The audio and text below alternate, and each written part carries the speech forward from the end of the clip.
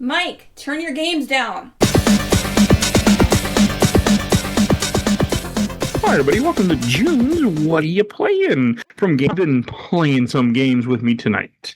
Okay. Hey, it's me, Kyle, from the RPG show. Since we didn't play one game, I don't have a specific opening. Nice to see everybody. How you doing?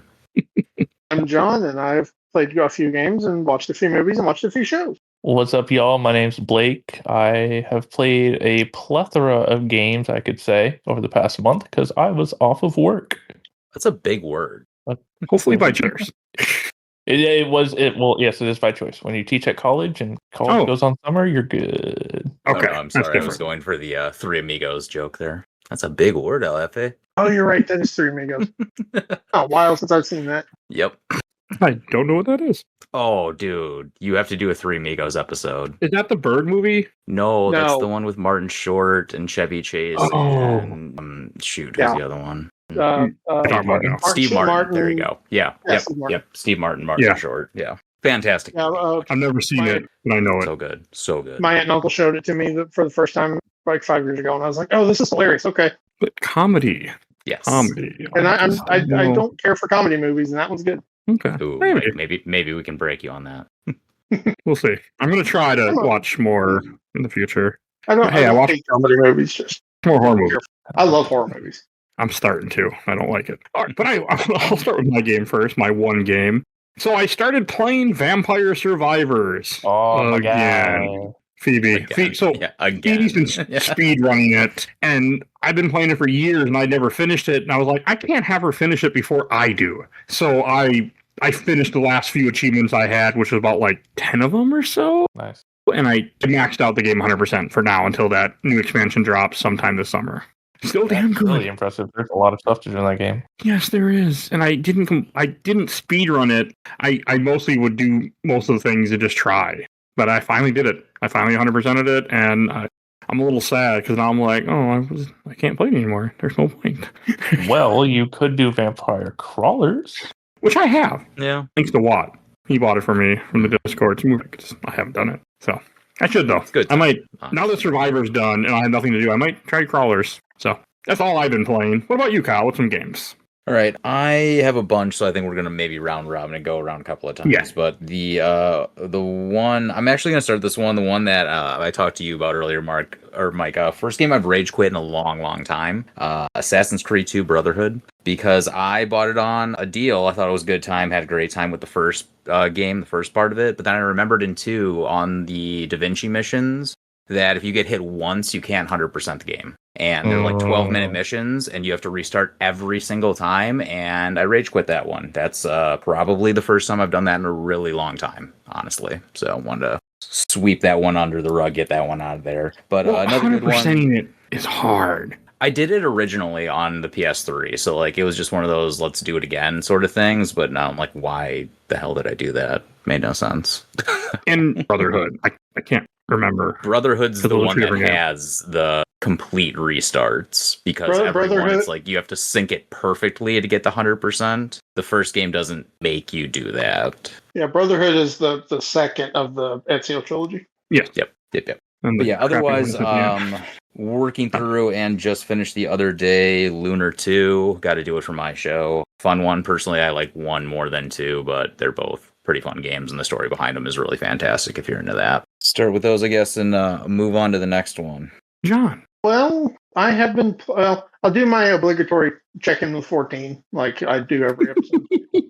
I'm kind of at a break point right now. Like, I haven't played in like a week and a half, but like I got back in pretty hard when the last Fan Fest was. I got all my classes to level cap. I cleared out my armory chest, cleared out my inventory, basically just housekeeping before, like Evercold and stuff, which is not till January, but just a bunch of housekeeping stuff. And so I'm kind of back on a break. I still haven't done I still haven't done 7.4, 7.5, so I'm a ways behind on the main story, but I'm kind of saving that for maybe end of the year after the last 7.5.5 comes out, and then that would be the last. But yeah, still playing 14, like more on and off here lately. But the big thing I've been playing is Pragmata. that game is really good. I cannot recommend Pragmata enough. I was going to try to finish it this afternoon, but I ended up running out of time. But I think I'm like an hour from the ending. Okay. Really good game. Pragmata it's not often anymore that you find a game that does something like completely new, and Pragmata does that with the whole the hacking and shooting at the same time, and it plays like it. I wasn't sure how that was going to work. I thought that was going to be really cumbersome. It's not. It's great. It's super easy. I'm playing on mouse and keyboard, so I can't say what the controller would feel like. But yeah, Pragmata is going to be high on my game of the year list, I think. I'm really enjoying that game a lot. I am curious about it, picking it up at some point. Yeah, it sounds really good. It's like 10, 12. I think I'm like 9 hours in right now, and I think I've got about an hour and a half left. What is my time? Yeah, I'm like 10 and a half hours in it right now. So I know it's not super long. It's like I said, I'd say 12 would be a good. There's a whole bunch of side stuff I could go back and collect and stuff, and I probably will at some point. But it reminds me of if you took Dead Space, Last of Us, and Death Stranding and slammed them all together, you would have Pragmata. That's a interesting combination. Yeah, the Last of Us and Dead Space are like fairly easy. Like, and I see a lot of the stuff. It's more like the tech and stuff reminds me so much of Death Stranding. Weirdly enough, it's a really good game.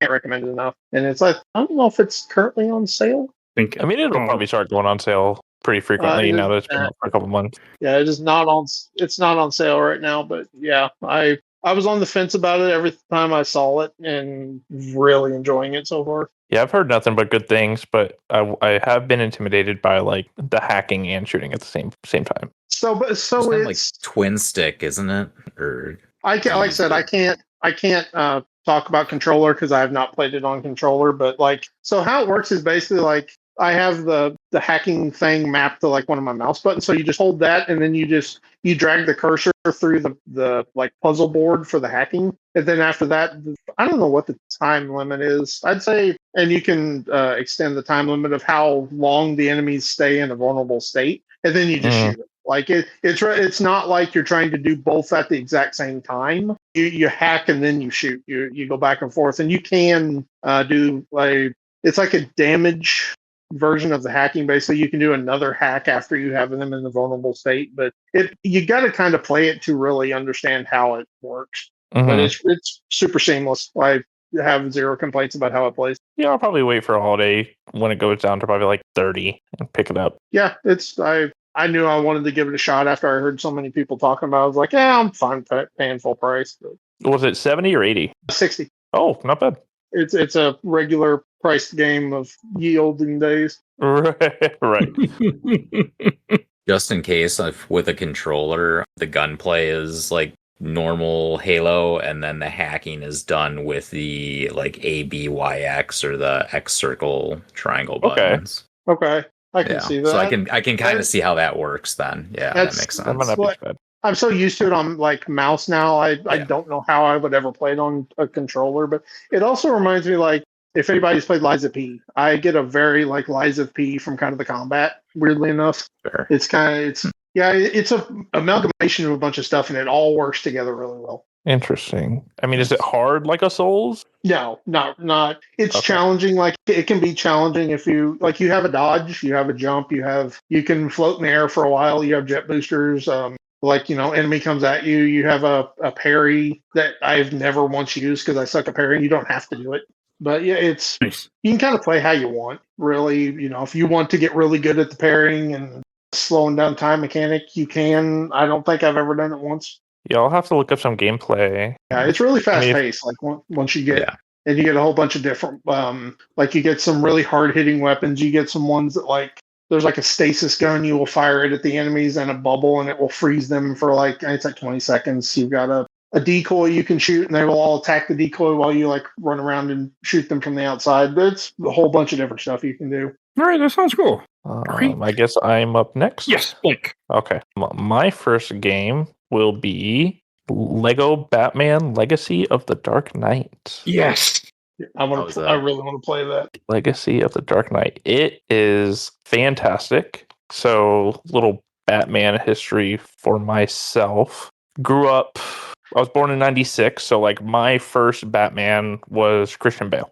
The Batman Begins, Dark Knight, the Dark Knight trilogy was my Batman. That got me into it. I remember briefly watching like the Batman Begins show as a kid, but I don't really remember much about it. Are you talking about the animated? You mean the animated series? Yes. With Kevin Conroy, like I think that's probably most of our Batman. Like probably, yeah.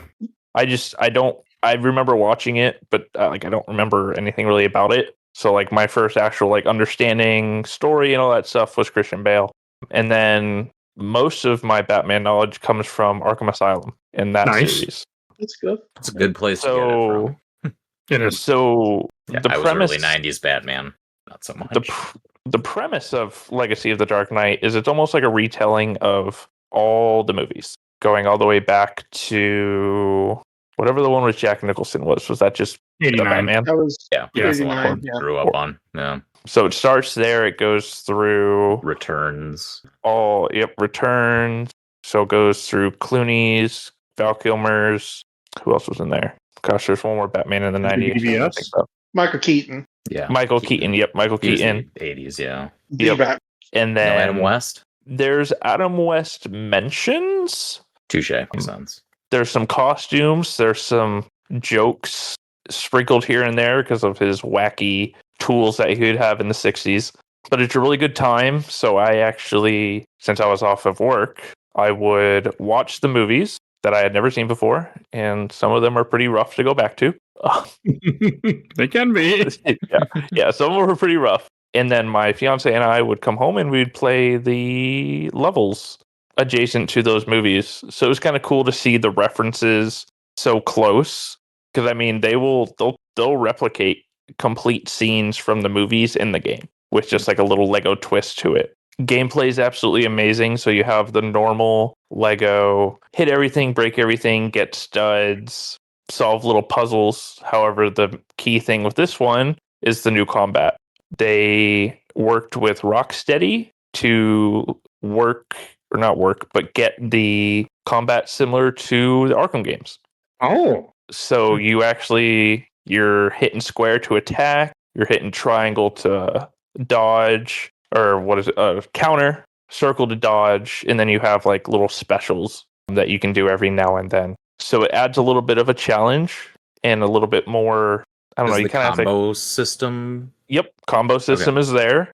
You can get super high combos. The higher the combo you get, you can get better rewards. So overall, great game. I think my fiance and we 100% it in the course of like maybe a week, and it was pretty good.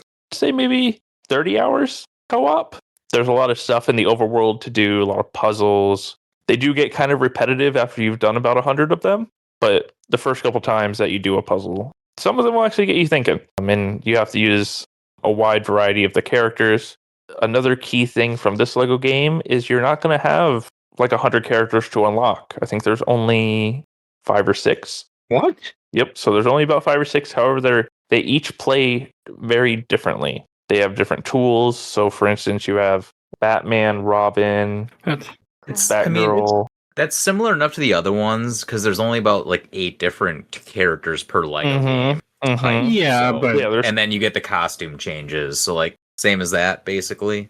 Kind of, yeah. So so you get your 6 main. They each have like their own different powers. I won't go over all the characters you can play as.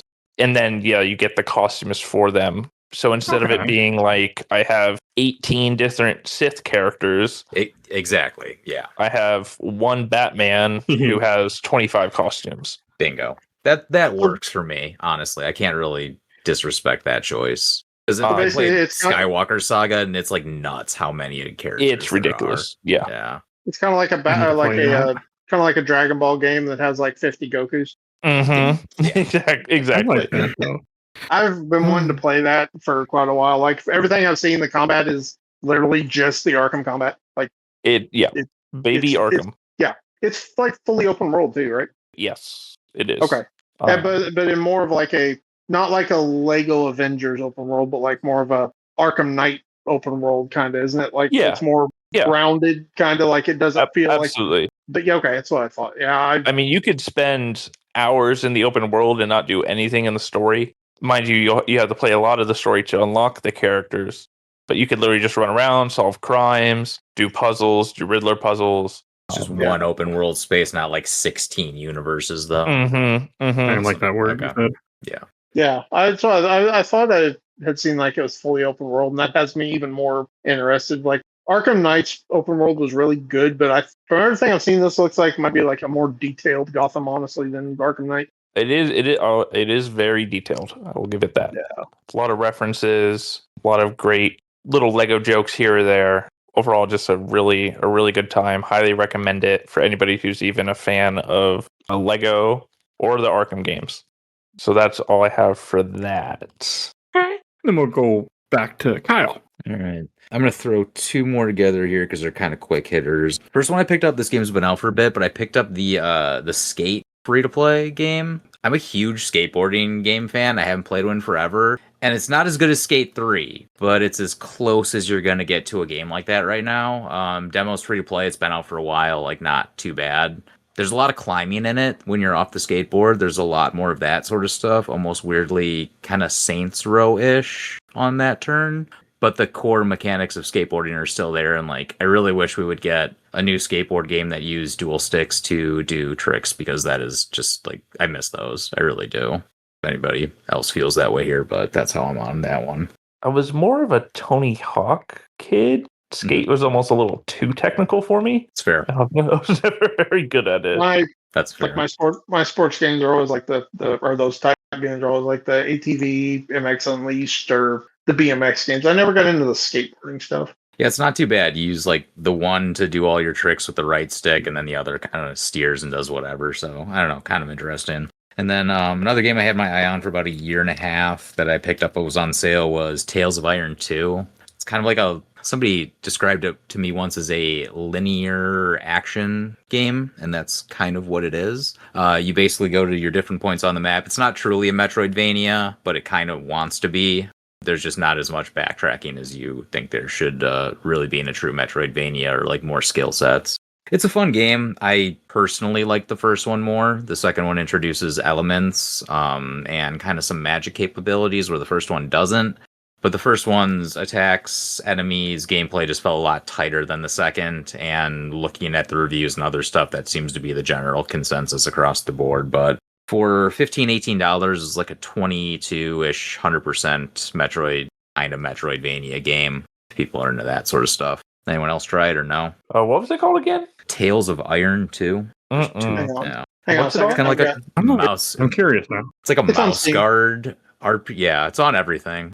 But if you've ever heard like mouse, I own it. What am I saying? Yeah. Yep. So yeah, there you go. You were probably doing the Tails same as thing. I in was doing mice it. tails. Yeah, I was putting in Yeah. like the other type of Tails. I was like, why isn't that coming up? Touche. I know Yep. it. I know Yep. the game. Nope. This one has Reggie the Mouse King and all that kind of jazz. So yeah. Okay, I have the first one. Yeah, That's they're it. fun. The first one's a really fun game, honestly. I would give it a try. There's block dodge and parry mechanics. They are all color coordinated, so it's not like super tough. It's way easier than, say, like a Hollow Knight or anything like that. Story's fun and the narrator's really good. I Okay. can't remember who it is, but it's somebody semi-famous, I think. Look that up quick. That is my wish list. I'll pick it up on a deep sale. It's the guy who does the narrating is Doug Cockle, who is also Geralt of Rivia in The Witcher. Oh, So. there we go. Yep, good time. Oh, is it this pixelated rat game? Yeah. Okay, I'll have to check that out. Yeah, it's pretty I fun. know of it. Description. I know the It's first. usually on sale too, so give it a try. It's like $3 right now. Yeah, the Love first a one good is. Yeah. sale. Yeah, there you go. Yeah. And Yeah, had a lot of fun. with it. hopefully, because this should be out hopefully tomorrow. It ends on the 9th. So yeah. Yeah, this will Yeah, it was on definitely be sale out. on PlayStation even. I've always been curious about it. I heard it was kind of like a Souls-like, so I never really messed with it yet. It's but- not even close to that hard. But the Okay, dodge good. parry mechanics are there, technically. But it's a 2D. It looks really cool. Right, I'll pass it along. And John, The only other game that I've been playing, so not the week before last, I bought a Switch too. So I have been playing Xenoblade Chronicles X. I'm about 7 hours into it. That was kind of my reason for buying the Switch 2 and the last direct when they're like, and all of the Xenoblade games are coming to Switch 2, Switch 2 ports. I was like, okay, you got my money. So I've been playing that. I'm about 7 hours into it. It's a big freaking game. But so far I'm enjoying it. It's taken a while to get used to the combat. It's not exactly the combat I thought it was going to be, but it's a lot of fun so far. I'm interested to see where it goes, and then to get into the Xenoblade trilogy, basically, that some people have been hounding me to play for a while. So is that somebody start with an E? No, it actually doesn't. It's one of our friends who has been hounding me and him to play them for a while because he's a big fan of the Xenoblade games. But yeah, it's good. It runs good on Switch too. I'm really for somebody who I don't think I ever used my Switch OLED after I bought it, and I've been using the Switch 2 not every night since I bought it, but every night the last week and a half, I've been pretty much doing something on it, and I really like the Switch 2. It's a good console. Go buy it before feels really good in your hand, doesn't it? It feels really good, and it's. I think it's just because it's bigger than the even the OLED Switch. There's just something about it that I can. It does, and I can hook my Bluetooth earbuds up to it. All the sound comes through those when I'm in handheld mode. I like the Switch 2 a lot. I'm go buy it before the price increase in September. Yeah, absolutely. Definitely get it as soon as you can if you're looking for it. I actually traded my OLED Switch for this one. I was like, I don't need that, so I got that, and I got the Switch and a controller, like 500, and it's like 580 something with close to 200 off with the trade for the OLED. That's not bad. Traded that, and apparently I didn't know that GameStop also takes trades on SD cards. I found that out because Interesting. The Switch 2 does not take the SD card from the Switch 1, so I had no use for it. So I was like, I'm just going to leave it in there, and whoever gets the Switch can have it. And he's like, no, we actually, I think it was $12, $13 for a 512 SD card that I got, which isn't a lot, but I didn't know that they actually took trades on SD cards. Either. I'll be damned. Yeah, found that out last week. So yeah, I have it in the dock, and honestly, I put this one in the dock for a reason because I think I will actually use it if I have it in the dock, and because I never hooked my other Switch up in the dock. I have not used it in the dock yet. Oh yeah, I so far I just bought another. I bought a Unicorn Overload. I bought it today because that's a game I've wanted to play, and I was like, maybe on the Switch I will get around to it. So, and I have quite a few other games loaded up and waiting, and I'm waiting for the Xenoblade ports of Splits 2 comes out at the end of July, and then I think Xenoblade 3 is December, and all the ports will be out, and there's 500 hours of gameplay right there. Yeah, so far I highly recommend the Switch 2. It's all right. I do ride the screw Nintendo train, but the Switch 2 is cool. I talk a lot of shit, but hey, you buy it, you enjoy it, that's what matters. Yeah. Hey, yeah. Quick aside. I wish it was cheap. I wish it was cheaper. It should not be $500 or $550 or whatever it's getting ready to go to, but PlayStation 5 shouldn't be $1,000. So what were you gonna say, Kyle? Oh, quick aside to the viewers here. I just popped open my my 2DS Lite. My God! Years ago, and this is a SD card with 4 gigs on it. To have this bad boy. How much do you think I can? You probably had to pay $100 for that right now. That is isn't it crazy? Because I still remember the day that I got my I think it was a 20 gigabyte 360 hard drive, and I looked at that thing and like, how in the world will I ever have enough stuff to fill that up? I don't understand. I have 7 terabytes on my computer, and I've got 800 gigs free. Oh, it's hilarious! I popped that thing open the other day. I wonder what's on here, even honestly. All right. And Blake, do you have any games to mention still? Yes, I got a couple. Okay. So I will also mention that I am on the Xenoblade train. I bought it initially when it came out on Switch as a remake. Got about 10, 15 hours into it, but it ran like absolutely dog poo-poo. And playing it on the Switch 2 is absolutely incredible. Runs so smooth, both handheld and dock. So it's really fun just to put something on the TV and just grind away. So I'm definitely looking forward to getting more into that. Right now I'm only maybe 10 hours in, so I got a long road ahead of me. All right, we're about the same place then. I think I just hit 7 hours. I just did I think I'm in chapter 3. Okay, I don't even think I'm that far yet. Okay. I've just been running around doing a bunch of side stuff. I'm still trying to figure out the combat and how to level. There's some. It is a little different. There's some obtuse stuff in this game that I've had to look up on my phone. I'm like, how do you switch the probes? I don't understand how you switch up the probes. And I finally, it's a tab on your map that I just completely missed. Yeah, I've been having to actually I would say, study the hints and tutorials. Mm-hmm. I'm trying not to look up too much just because I want like that raw experience of just getting into an RPG and just getting lost and trying to figure it out. Never heard of that experience. It's a great time. Try it. So I'm like, you know what? I should just, because it's very, very rare nowadays that I just go into a game blind. So I was like, you know what? I think Xenoblade will be my just casual playthrough, not really worried about how fast I beat it, and just take my time. And I know I have hundreds of hours because there's 1, 2, 3, and X. Are you playing X or are you playing Xenoblade 1? I'm just playing Xenoblade 1. Okay, you're not playing X. Okay, yeah. I'm playing X. Okay, that's... X was what, like a prequel? I don't know that X actually really ties into the trilogy. Okay. That whole, like, I know through, like, Xenoblade 1 to 3, there is stuff that ties them together, but it's like Kingdom Hearts level of weird. Like, it's... Okay. You have this guy from... Might be a parallel universe, might be a parallel timeline, might be the past. Like, it might be both. It might be both.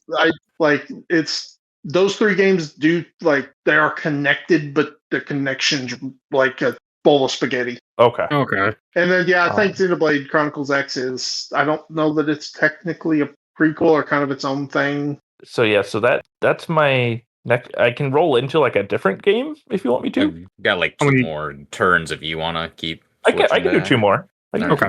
Yeah. All right, so I'm gonna try to, like, throw some big one or a couple together here because I want to do my last game is like a bigger one. So I'm going to start off, played a game called Rune Dice. It's going to have a kind of a theme going on here. A lot of stuff like Slay the Spire. It's like Slay the Spire, but with dice. So you collect different dice, you kind of shoot them in a box, and then when you make matches, they jump towards other dice, and you get like 1 and 1, and then a 2 will jump to a 2, and a 3 will jump to a 3, and you get more dice up, and then otherwise it's kind of, like I said, plays like Slay the Spire. These dice do damage, you get magical abilities, you have like 8 or 10 different classes with 3 characters per each class. They all have different kind of skills and abilities and stuff, so it's kind of one of those fun 30-40 minute kind of quick hitter roguelikes where you just keep picking it up, do different things over and over again. But I've had a pretty good time with it. The music's pretty good. It's like $10 or $12, like next to nothing. Yeah, that one right there. It's honestly a good time. So I would definitely give that a try if people are into it. And then what are you playing it on PC? I'm playing it on the Switch 2. Okay. Yeah, works really well. Super easy. And then I'm going to commandeer Mike's show real quick and change the tone. Sure. I'm going to do this one as games my wife found, because she's been playing some good ones recently. Yeah, here we go. So she's also been finding some STS, Slay the Spire-like deck builders recently. The 2 she's picked up. First one is Menace from the Deep. It is a Lovecraftian 1920s roguelike, or deck builder roguelite. Pretty fun, really dark, about 5 characters. So far, so good, it seems. And my one thing there is, like, they give you pre-made decks right away. I would kind of go away from those and get some better stuff overall. But if you are looking for more of a story-based and you're a Lovecraftian Cthulhu person, I would give that a try. The other one, same kind of idea, pretty close to it, is Knock on the Coffin Lid. Instead of Cthulhu, this one's got vampires, but is also a deck builder, roguelike, and just overall pretty fun. These are both less than $15-$20. So if that's what you're looking for, give them a shot. But that was the quick session for games my wife found. So enjoy that one. Funny. That's cute. I like that. All right. John, you said you didn't have any other games, right? No, not really. Okay.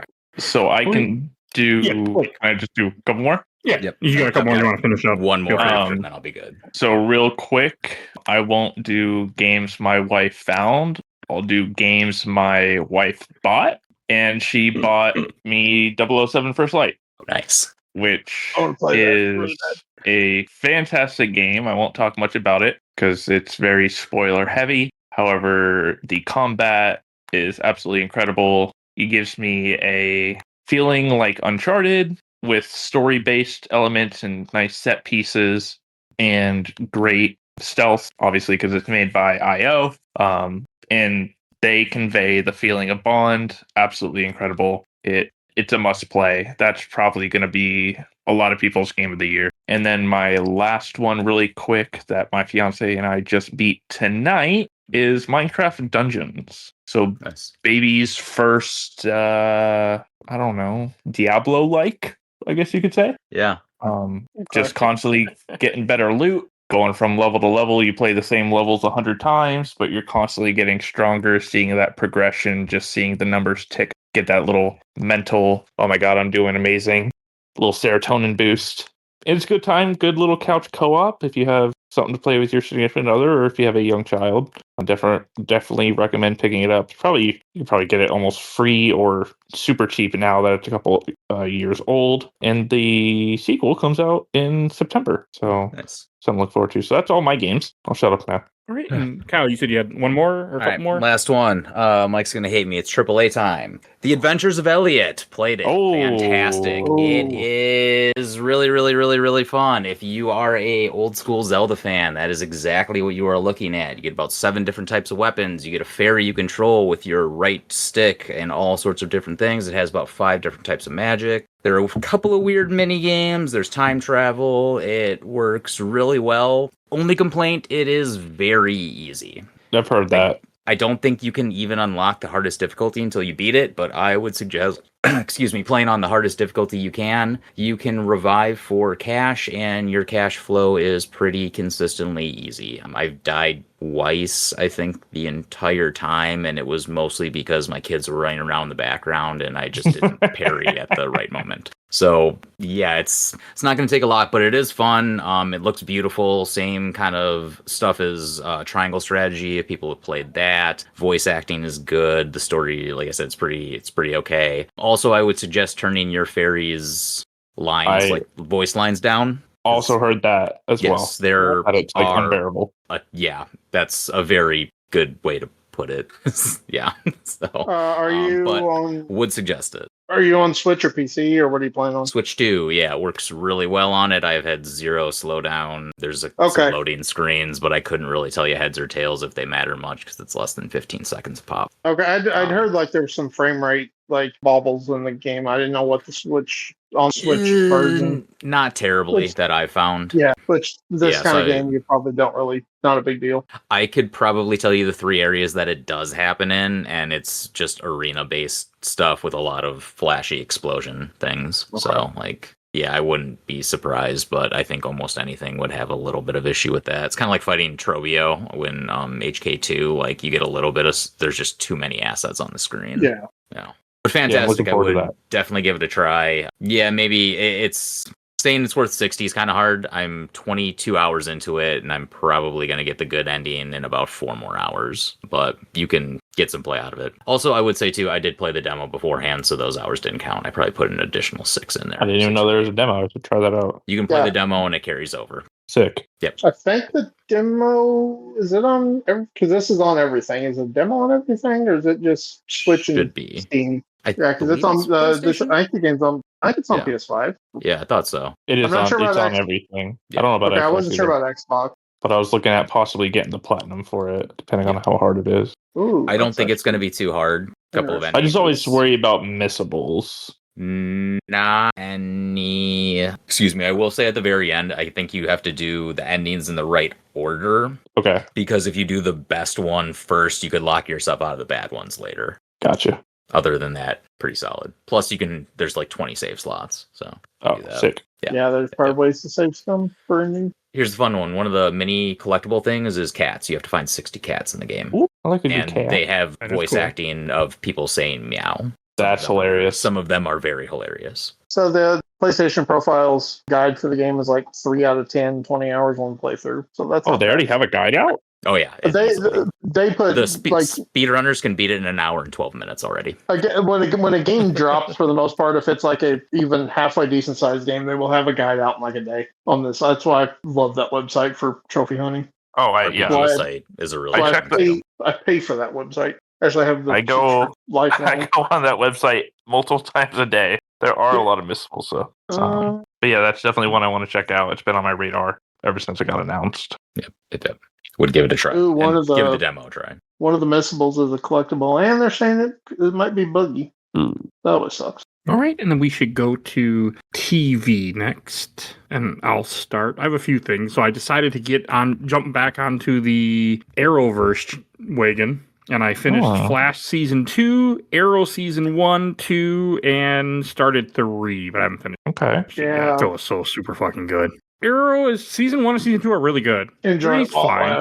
3, in my opinion, is the worst season of Arrow. That's what I've heard. By quite a margin. Like, it's got a couple of really good storylines, but I don't know what it was about that season, because it's the only season that I will say is bad. Well, they also had I think they had to kill Amanda Waller midway in that season because they were told to. So that's right, yeah. But season 4, and then I think season 5 is the best season of the show by a lot. That tends to be what the internet was telling me too, but I'm having fun. I'm trying to get through all of Arrow season 4, which I have to watch it on Pluto, unfortunately. So there's commercials, and Pluto's usually pretty good about jumping back where you are, except for season 3. For some reason, this one you're fine. Start the next one. I'm like, no, I need to go back and watch the 10 minutes and then continue. Other than that, it's been good, but it sucks having to watch it on Pluto. And then the last show I watched is How It Really Happened. All 8 seasons over the course of a couple months, but it's on Max. It's essentially just like documentary shows about different world life events. Really, really good, though.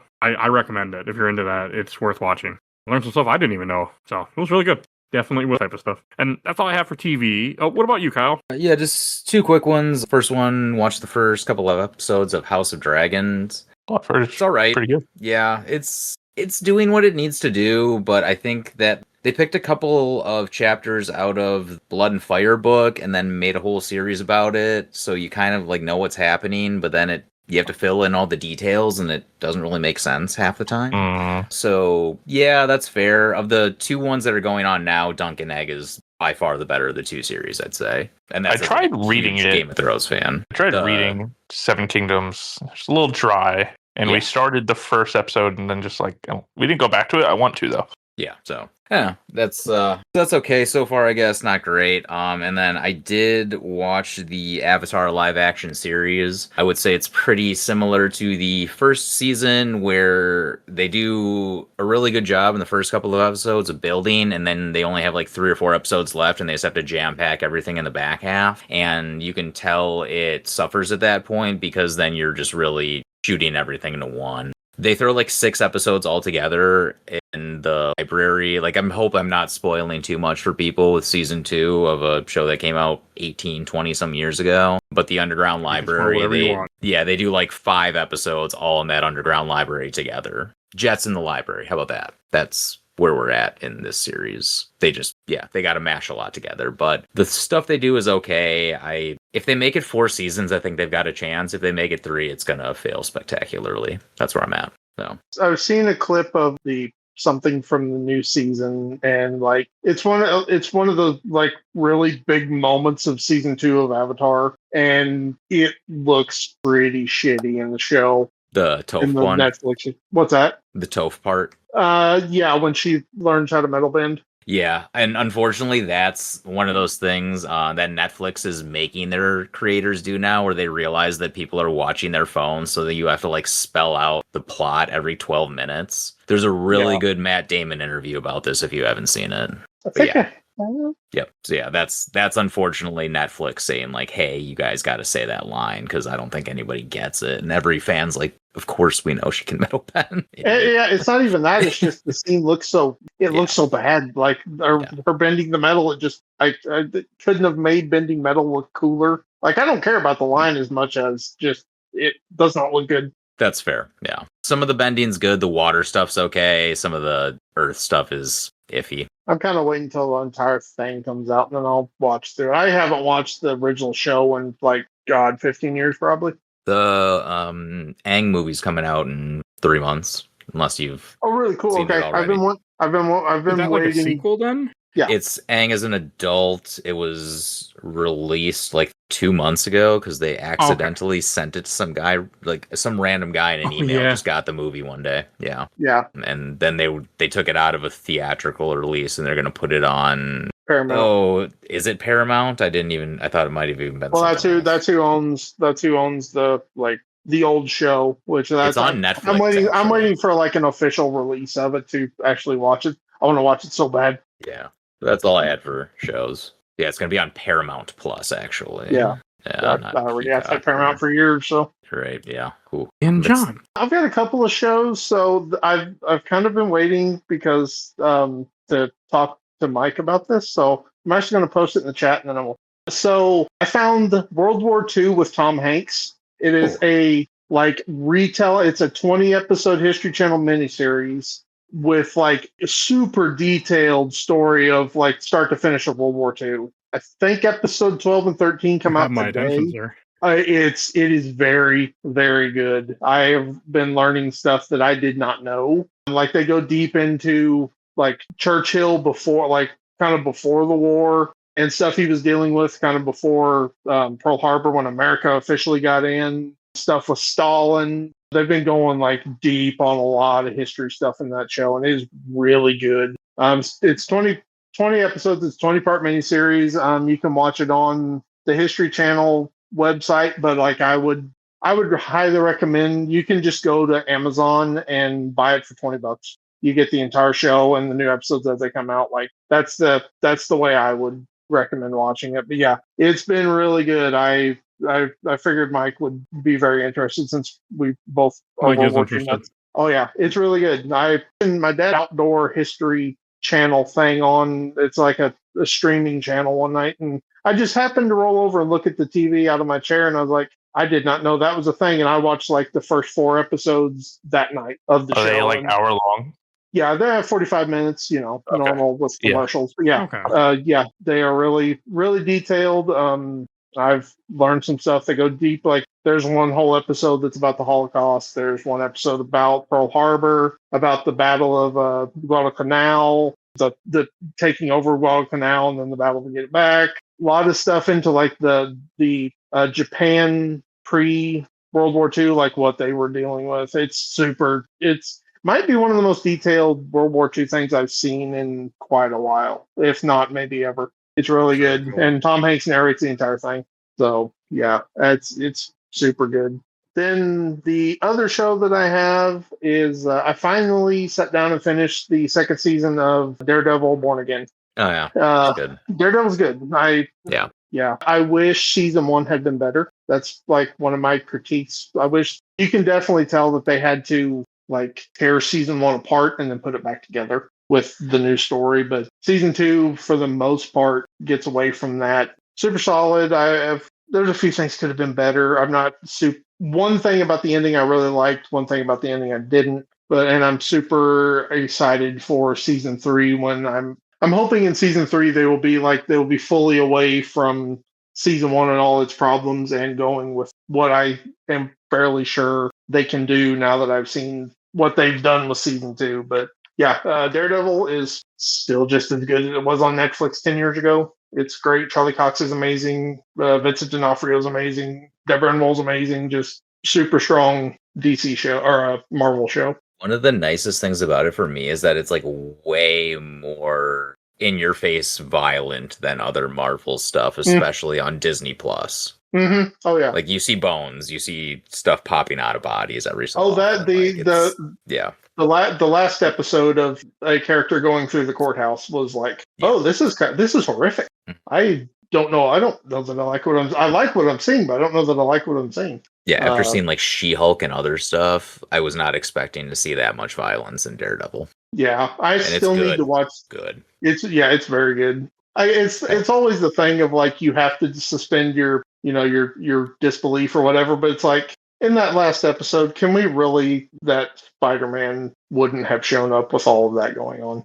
Like, he's a busy guy. Somebody on an app I use to track TV shows, somebody posted in a thing. It's like Peter Parker on a subway train watching his phone that night. Like, what's going on? But or the freaking new Avengers in their tower and like we'll see in the movie where Peter Parker was, right? Yeah, it's that way with everything. I think it was episode 5 where they've got the swordsman in there. That is probably one of the best action fighting sequences I have seen in media in like a few years, easily. I want a swordsman short or series or something so bad because I love that character. Ever since he appeared in Hawkeye, I'm like, he might be one of the best new characters they've come up with in a long time. I love the Swordsman. Who's the actor for that? I forget. Oh, what is his name? Yeah, he's fantastic. He's been in some other stuff too. Tony Dalton. So Yeah, really good. Yeah, does a really good job. yeah. I really give him a show and give another character. And I don't want to talk too many spoilers, but like the one we see at the end on the plane with Mr. Charles, give him a show, please, for the love of God. Love him. Yeah, he and Shaggy could have a good show together. Yeah, that was one of my other things. I was like, for all the of having him in the show, they didn't use him. Lillard. Yeah. Yeah, they didn't use Matthew Lillard as much as I wanted them to, just because I love Matthew Lillard. All right, and Blake, you have some TV shows. I have two very, very quick ones. For those of you who listen to a lot of these types of episodes, of what you've been playing. But every single time I shout out One Piece. If you're not on the One Piece, I could say boat yet, get on it. It's always a great time. Yes, it's almost 1,200 episodes, but it is worth it. If you've considered hopping on, but haven't wanted to yet, you can wait till February, where they're doing a remake of the anime with better pacing. And they're going to do, for instance, the first 60 episodes in 12. It's basically going to be interested in. It's basically going to be Dragon Ball Z Kai, but for One Piece. Yes. That's when I get onto it. So that'll be on Netflix in February. And then my other show is not really a show. It's more of just a celebration, you could say. It's World Cup season. So fair. Since I've been off of work, I've watched more soccer or football, whatever you want to call it, in the past 2 weeks than I have in the past 10 years. Definitely on the World Cup hype train. It's awesome. Definitely like seeing the U.S. do good. Hopefully they can win this Wednesday against Bosnia. But it's just really cool to see everybody come together. It's not doom, gloom, end of the world like we're used to seeing on television. And it's really funny to see what all the international fans are doing in our U.S. cities. So those are the two things I've been watching on the tube. Watching people discover ranch dressing has been hilarious. That is amazing. Yes. If you haven't listened to some of the chants that some of the fans are coming up with, good ones. They're amazing. A lot of them revolve our absolutely amazing president and just how he's the best thing since sliced bread, calling him a pedophile and all that good stuff. Yeah, it's absolutely amazing. I love it. Well, I appreciate and support that. Can I ask a One Piece question? Yes. Is the live action worthwhile? Yes, it is. Okay. Are you a One Piece fan? I've dabbled, but I'm not entirely. I think that might be a good way to segue my wife into it. It takes some liberties, but it's really good. My fiance, she's absolutely opposed to One Piece. She thinks it's the dumbest thing ever. She hates it. She's traumatized that I watch it, but she actually watched and I believe enjoyed the live action One Piece. Okay, yeah. I mean, there's no way I can get that many hours out of my wife, but maybe I can get a few of the live action, not the thousands. It's really good, and it's pretty faithful to the original. They change a couple little things, but they make sense in the way the story is. So yeah, definitely worth the live action. I think altogether it's probably only 16 episodes. I think they're two 8-episode seasons. Yeah, so you can do it in a weekend. I need to watch that too. Yeah, same. My fiance laughed at me, but there was a scene that I just openly wept over a character. So when you guys watch it, I'll go more into details over it. But there is a special whale that is close to my heart that I will love forever. That's all I will say. So yeah, that's all I got for TV. All right, and that will bring us to movies. Let me pull up. I have a couple. So because I've been on a Quentin Tarantino kick, doing it for a eventual podcast for a friend's show, I watched Jackie Brown, which is fine. It's a fine movie. Not great. Fine. I had a good time. Haven't seen it in years. Then I watched Hateful Eight for the first time, and that was a load of shit. I was so... Is the Hateful Eight... Is that the Western from Tarantino? Yeah. For 3 hours. It's the one with Walton Goggins and... Pratt in that one? I think so. I freaking love Hateful. I love Hateful Eight. I hated it. It's one of my favorites. So fucking boring. Oh, yeah, I enjoyed that movie. Too boring. Nothing happens. I mean, it is Tarantino makes some slow movies that's slow for Tarantino. It is slow. Mm-hmm. But I It enjoyed it. was ridiculously slow, and I did not have a good time with it. But I watched that, and then I watched for someone else's show, for Robbie show conversation with Robbie Sherman, Lupin the Third, One Missed Dollar. It was fine. I have never seen a Lupin movie before, so I was essentially being dropped into the middle of his story, and it was fine. It's an animated one. I didn't really like it. Yeah. Oh. Thanks. Oh, There's a French series, like a live action series that came out a couple of years ago that was like mediocre, but it was interesting. Okay. Is it like I don't know. Does it have a black character that kind of the lead? Is that the one I'm The thinking live of? action one did, yeah. Okay, that's the one I'm thinking of. Yeah. Yeah. I've not watched that, but I've heard mixed things about it, and I'm a fairly big Lupin fan, like of the old anime.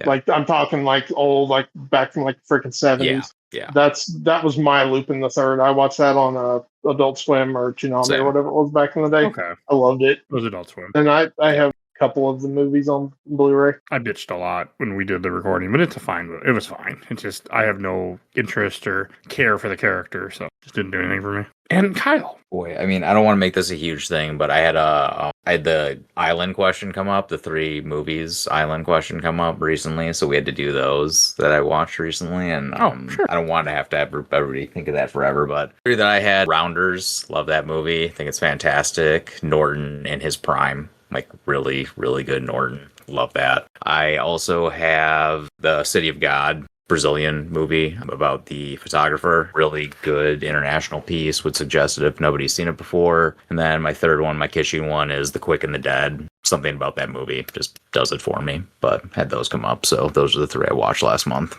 Okay, and John. I actually have like a bunch of movies. So I'll start with my theater, the ones I saw in the theater. I saw The Backrooms. Oh, how was that? I heard that was actually really good. Mm-hmm. It is. God, how should I say this? It is really good for the kind of the tension, and the set design was really interesting. Of just a continuous different rooms that are empty, but it's really like off-putting. The movie has almost no story whatsoever. Do not go in that for a plot. I think you just said the story. Pretty much, yeah. I enjoyed it, so I knew I wanted to see it just because it was one of those type of movies, and it's a solid 7, probably maybe 6.5. I wouldn't mind watching it again at home, but I'm probably not buying the 4K. But yeah, I mean, I recommend watching it if you're interested. Not bad. Then the next one, actually, that same day, I saw Mandalorian and Grogu. Enjoyed that for the most part. It should have been a show. Shouldn't have been a movie. That's what I've heard. Yeah. There's one part that I was like, oh, this is really cool. I actually am really enjoying. This is different, and it was really good and did not go on long enough. But yeah, it's another Star Wars thing. It was nice to actually have Star Wars in the theaters again. It's been a minute. It should have been a show. Let me actually pull my list up. I forget. I swear I'm missing one. But I can jump to. Where the hell's my list? I saw The Furious. I think it's from the guys who did the Raid movies. A lot of fun, a lot of cool. Like the fights are awesome. These movies, yeah, The Furious.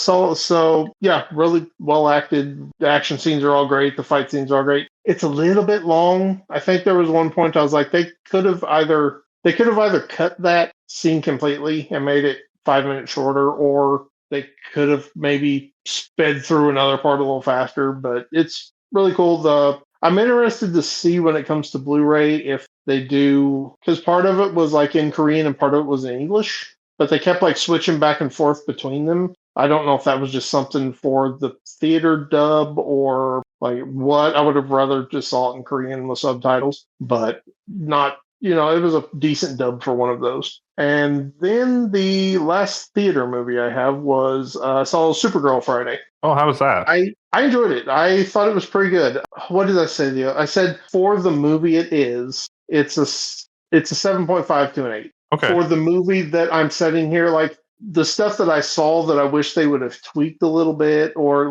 for the movie it could have been, it's a 5. But for the movie that it is, it's a 7.5 to an 8. I'll just say 8. Now, I have seen some discourse online that the ending is kind of bad. It's hard to answer that question without spoiling it. the thing that I saw and it's not even like it's not spoilers at all, but people are saying that the ending almost undermined the rest of the movie.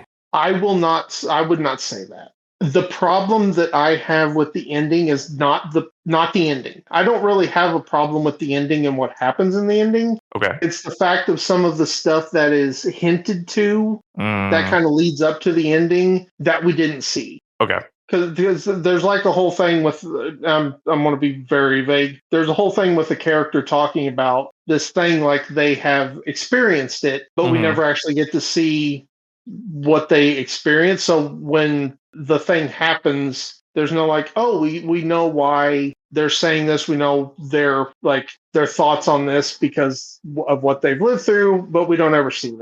Right. And that's kind of my problem with it is like we should have seen them when they had to go through this to have the impact of them talking to the other character about something that they have been through. It's hard to don't tell. It's hard to go around. Yeah.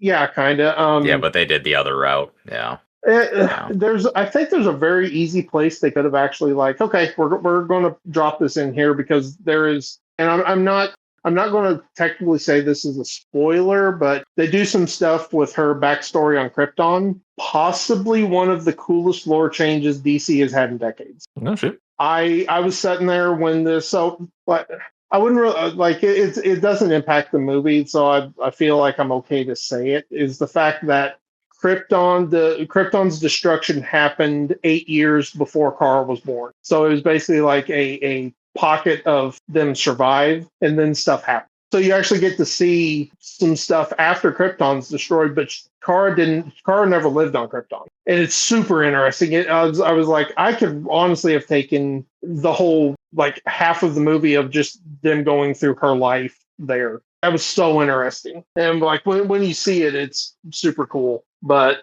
I enjoyed it. I thought it was great. Jason Momoa as Lobo, he's great. I kind of don't know why he was in the movie. Like he doesn't serve too much of a purpose in the movie except just to be there, which he chews the scenery and spits it out and rechews it again as Lobo. He's fantastic. But Melly Alcock is great as Kara. It's a really good movie that I wish they would have made a few tweaks to here and there to tighten some things up. All right, and Blake. So I only have one movie, and it is the Super Mario Galaxy movie. Has anybody here not seen it? I have not, but I don't care if you spoil it. So okay. No, go ahead. I just bought the 4K a while back because we were going to watch it. So, but no, go ahead. I don't really care. Okay, so probably the coolest thing in the movie, because it has huge implications for what we might get in the future. And just one more time, everybody's cool with spoilers. Yeah. Final warning. Yeah. Is Gino coming? That's what I want to hear. Gino's not in the movie, unfortunately. Damn. However, Fox McCloud is. Okay, yeah, I heard that. Oh, yeah. Yep. Oh, they made that Fox super McCloud obvious. is in the movie. Yeah, I mean, it got leaked pretty early. But Are you still thinking, is it Smash? Are we going to get Smash?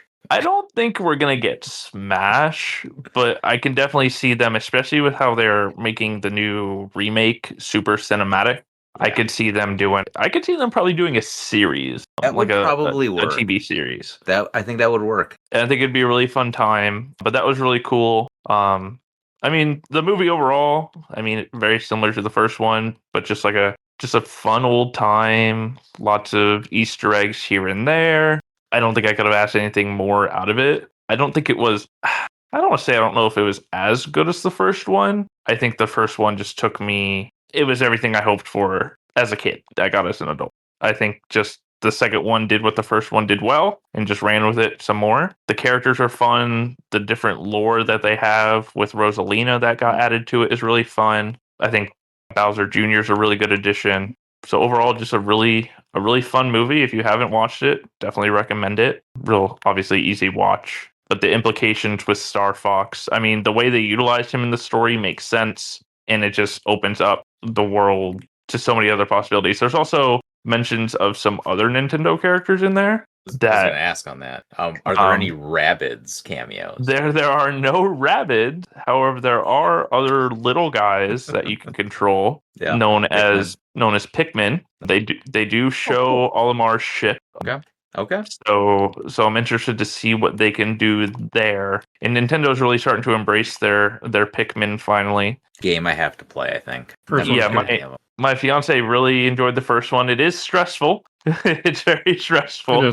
But I'm glad that they're finally embracing an IP that they should have embraced a long time ago. I've been to Super Nintendo World in Orlando, and there's a lot of Pikmin around there as well. So I mean, they're going to do something special with the Pikmin, I feel, coming soon. And I'm just excited to see what they're going to do because they're cute and adorable. I enjoyed that movie too when I saw it. It was fun. Just a really simple, good time. I need to watch it. Like I said, I just bought it the other day. The 4K came out, and we me and friends, we kind of talked about watching it, and we never got around to it this weekend. So I do have one more movie. Yeah, you'll enjoy it. Yeah, sure, please. My last movie, actually, there was going to be another one, but I didn't get to watch it last night. I was going to watch The Sheep Detectives because I've been wanting to watch that since I heard about it. Same, yeah. I'm gonna watch that. Yeah, it's on Amazon. Yeah. But a couple of streamers that I watch every. I think it's like one Saturday a month. They like get together and have like a movie night where they watch movies and you get your own copy and you watch along with them. This weekend they watched Rumble in the Bronx, the Jackie Chan movie. That movie's freaking ludicrous. That movie's hilarious. I was like shaking my head at the movie so many times, but it's a lot of fun.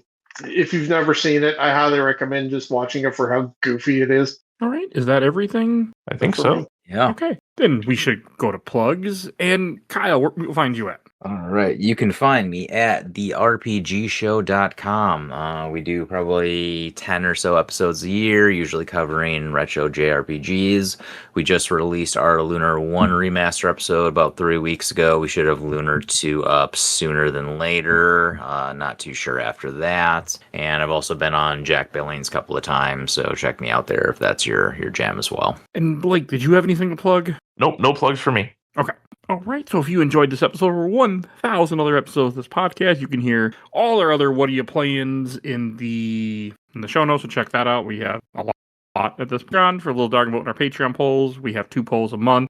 And also you get all episodes early. So as I finish editing them, I throw them up on Patreon. So check that out. And if you donate $10 or more, I will plug your podcast YouTube every episode I make during that month. I make a shit ton like these lovely people. Phoebe Stanton, Let's Play Princess on YouTube and Twitch. Check out her podcast, Nerds Broadcast. Check out Zach's show, absolutely the best podcast of work in progress. Talk to the MC movies and the Alien Predator franchise currently. And check out Bill Tucker's show again, Fast Carrying My Cross. And one of your shout out to my awesome intro and outro crew, Helena at Hell Has Free. Follow her on TikTok and Instagram. And please check out our Discord. Join our Discord. It's free. We're always having new people join, chat with us. That's how you want to be. If you want to be on the show, that's how you do it. I'm always asking for guests on there. And please follow us on Facebook, Instagram, Threads, Blue Sky, YouTube, and rate and reviews wherever you get your podcasts. I think that's everything I need to say. So we will see you guys all next time.